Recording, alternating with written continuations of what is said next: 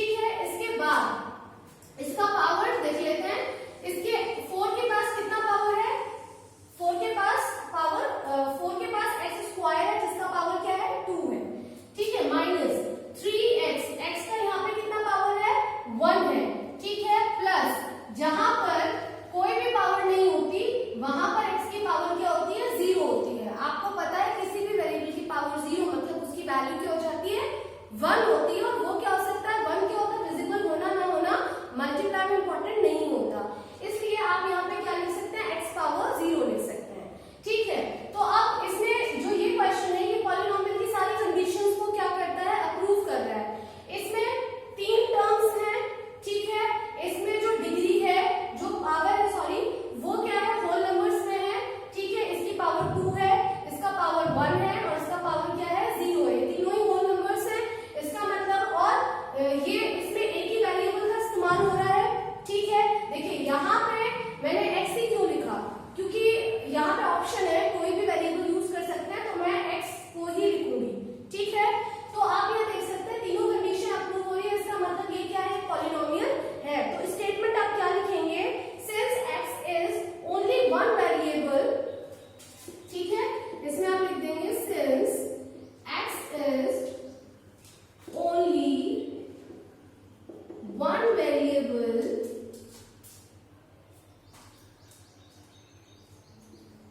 in the given expression and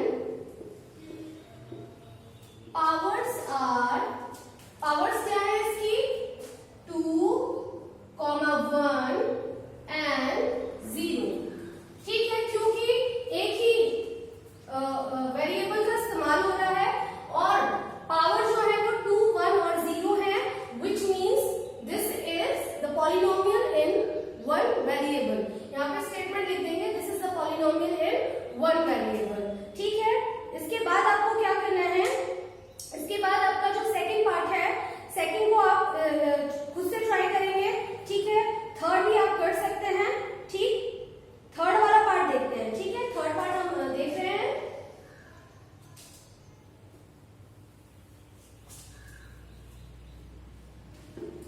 देखिए third part में क्या है,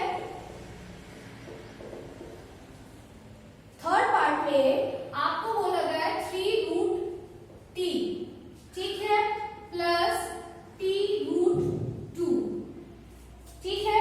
ये आपको थर्ड पार्ट में दिया गया है, ठीक है। अब आपको पता है कि t जहां पे स्क्वायर रूट होता है मतलब कितनी पावर होती है, हाफ पावर होती है, ठीक है। तो यहाँ पे t का पावर कितना है, 1/2 है, ठीक है, प्लस t√2, ठीक है। तो इसके बाद क्या आप नीचे लिख सकते हैं, आप देख सकते हैं यहाँ पर एक ही वेरिएबल का इस्तेमाल हो रहा है। तो आप लिखेंगे since t is only one variable in the given expression, इसमें 2 टर्म्स दी हुई हैं, ठीक है। एक ही वेरिएबल का इस्तेमाल हुआ है, लेकिन थर्ड कंडीशन क्या थी कि जो पावर होती है वो होल नंबर ही होनी चाहिए। यहाँ पे तो 1 है पावर, लेकिन यहाँ पे पावर कितना है, हाफ है। हाफ जो होता है वो होल नंबर नहीं होता। तो आप यहाँ लिखेंगे कि एंड द पावर्स क्या दी हुई है, 1/2 and 1, ठीक है। So because the powers are not in the form of whole numbers, which means this is not a polynomial in one variable। आप इसको one variable में polynomial, इसको आप polynomial नहीं बोल सकते, ठीक है।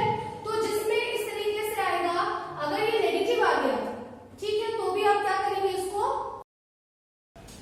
अब देखिए we are going to do the third, we have done the third part, you can see the fourth part। Fourth part में आपको समझा देती हूँ। फोर्थ पार्ट आपका दिया हुआ है y + 2/y। अब देखिए जब भी कोई वेरिएबल या फिर कोई नंबर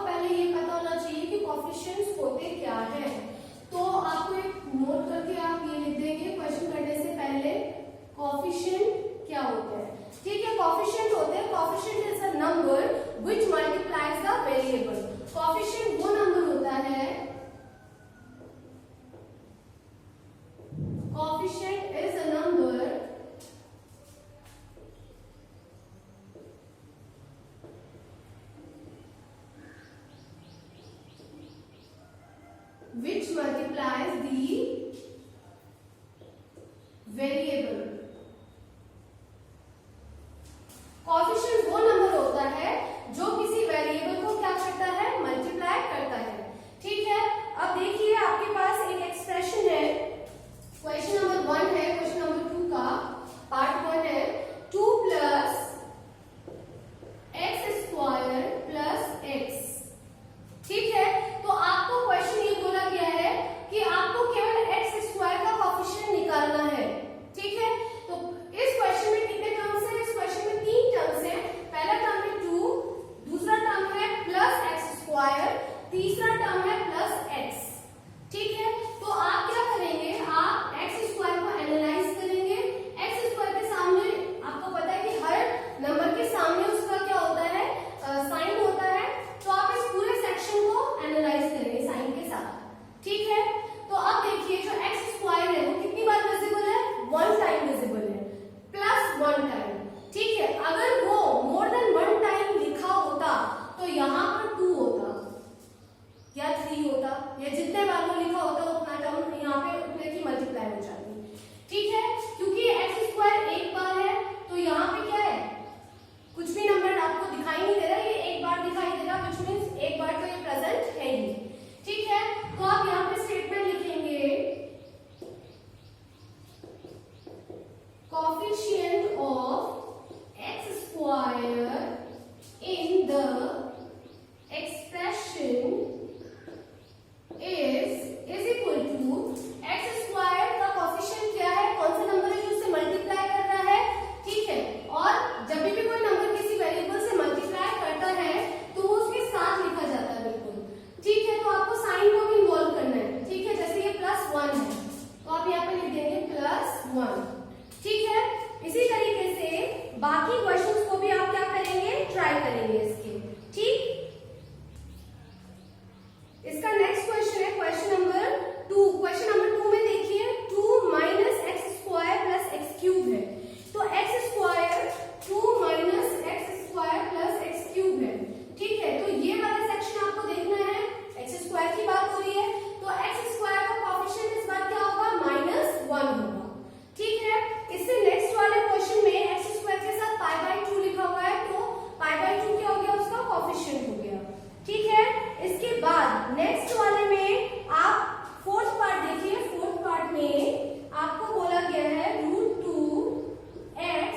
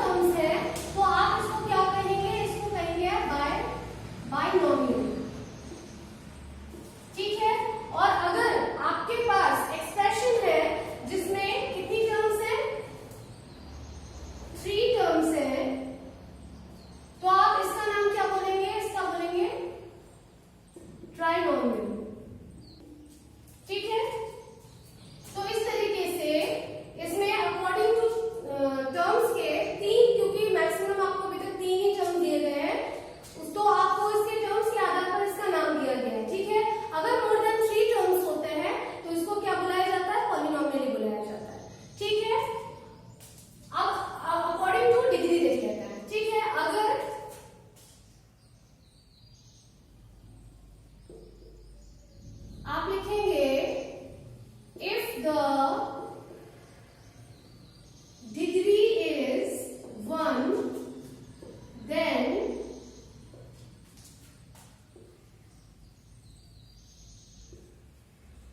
polynomial is linear. ठीक है, अगर आपके पास कोई पॉलिनोमियल दिया हुआ है, आपको कहा गया है कि उसकी डिग्री के अकॉर्डिंग उसका नाम बताइए, तो आप उसकी डिग्री चेक करते हैं। अगर आपको दिखता है उसका डिग्री 1 है तो उसका नाम क्या होगा? उसका नाम होगा लीनियर। ठीक है, इसके बाद इफ द डिग्री इज 2, अगर आपने चेक किया, ठीक है, हाईएस्ट पावर, डिग्री मतलब क्या होता है? Highest power. ठीक है, अगर आपने देखा कि हाईएस्ट पावर क्या है? 2 है। ठीक है, then the polynomial is known as quadratic. ठीक है, और थर्ड केस ये है कि अगर आपने डिग्री चेक किया और इसकी हाईएस्ट डिग्री कितनी, इसका जो डिग्री है, हाईएस्ट पावर जो है वो 3 आ गया है, तो आप इसको पॉलिनोमियल को क्या बुलाएंगे? क्यूबिकल बुलाएंगे, क्यूबिक। ठीक है, तो इस तरीके से आपको क्या करना है, मैंने ये यहाँ पे छोड़ा हुआ है स्टेटमेंट, आपको खुद से पूरा करना है, बिल्कुल इसी को कॉपी करना है नीचे। ठीक है, इसके बाद हम अगला क्वेश्चन देखते हैं। क्वेश्चन नंबर आपका जो है वो 3 है। Give one example each of the binomial. आपको एक एग्जांपल देना बायनोमियल का, और बायनोमियल में देखिए, अगर आप बायनोमियल का एग्जांपल बनाना चाहते हो, पहले कितनी टर्म्स बनानी पड़ेंगी? आपको 2 टर्म्स बनानी पड़ेंगी, मतलब कि 2 एक्सप्रेशन लिखने पड़ेंगे। अब एक्सप्रेशन को जोड़ के लिखना है, माइनस करके लिखना है, ये आपकी चॉइस है।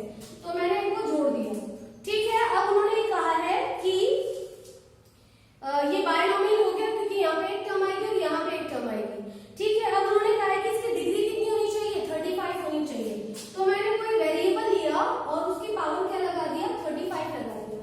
ठीक है, अब मुझे यहाँ पे भी कुछ लिखना है, यहाँ पे भी कुछ भी लिख सकती हूँ, कोई भी वेरिएबल लिख सकती हूँ विद एनी पावर, किसी भी पावर के साथ। ठीक है, क्योंकि डिग्री को क्या होती है? Highest power. इन दोनों में बड़ी पावर कौन है? ये है, तो डिग्री क्या है? 35 है। उन्होंने कहा था कि डिग्री 35 ही रखनी है और बायनोमियल करना है। बायनोमियल मतलब कितनी टर्म्स करनी है? 2 टर्म्स करनी है। ठीक है, इसके बाद आगे बोला गया है कि मोनोमियल का एक एग्जांपल बनाइए। ठीक है, जो मोनोमियल है, मोनोमियल में केवल एक टर्म होती है। ठीक है, तो मैंने x लिख दिया। ठीक है, अब डिग्री कितनी बोली गई है? 100 बोली गई है, तो इसकी पावर मैंने कितनी लगा दी? 100 लगा दी। ठीक है, तो ये आपका क्वेश्चन नंबर कौन सा है? ये क्वेश्चन नंबर 3 है आपका। इस तरीके से आप कितने भी, कुछ भी आपसे कोई भी एग्जांपल बनाने के लिए बोला गया, आप इस तरीके से बना सकते हैं। आपको टाइप्स ऑफ पॉलिनोमियल दोनों तरीके से पता होने चाहिए। अब अगला आपका आता है क्वेश्चन नंबर 4। क्वेश्चन नंबर 4 क्या है? Right the degree of each of the following polynomial. आपको नीचे कुछ पॉलिनोमियल्स दिए गए हैं और आपको उनका क्या बताना है? डिग्री बताना है। डिग्री मैंने आपको बताया, किसी भी एक्सप्रेशन में पाई जाने वाली हाईएस्ट पावर को क्या बुलाते हैं? डिग्री बुलाते हैं। ठीक है, तो आपका पहला एग्जांपल है 5x³ plus 4x² plus 7x। ये आपका क्वेश्चन दिया हुआ है। देखिए, इसमें 3 टर्म्स हैं और 1 वेरिएबल है, मतलब एक ही वेरिएबल का इस्तेमाल किया गया है, और पावर्स कितनी है? 3 है, 2 है, और यहाँ पे क्या है? 1 है। ठीक है, तो इन 3 to 1 में हाईएस्ट कौन है? ये है। ठीक है, तो पावर 3 पावर हाईएस्ट है, तो डिग्री ऑफ द पॉलिनोमियल क्या हो गया? 3 हो गया। ठीक है, तो आप यहाँ पर लिखेंगे degree of the polynomial is 3। ठीक है, इसी तरीके से आपको क्या करने हैं, और जो इसके क्वेश्चंस हैं उनको क्या करना है? ट्राई करना है। ठीक है, इजी क्वेश्चंस, ऐसा कुछ नहीं है कि आप नहीं कर पाओगे, बहुत इजी क्वेश्चंस हैं। इसके बाद मैं एक्सप्लेन कर रही हूँ आपको इसका 4th पार्ट। ठीक है, 4th पार्ट